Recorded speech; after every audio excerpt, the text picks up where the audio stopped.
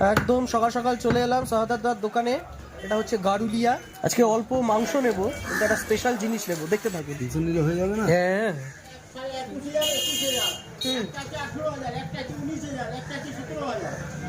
এই সেই শাহাদাত দোকানের রেয়াজি খাসি, সুন্দর পিস হচ্ছে। সেই স্পেশাল আজকে খাসির মাথা কাটা হচ্ছে। ঘিলুটা যেটা আলাদা বের হয় না, ওটা কি মাংসের সাথেই রান্না হবে? ওটা গলে যাবে না?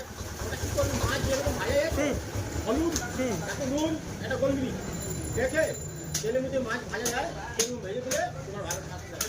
মাছের ডিম যেরকম ভাজা যায় সেই হিসাবে ভাজা যায়, সেম জিনিস। আমি বলছি তুমি মাংস মাছের ডিম ছেড়ে দেবে খেতে।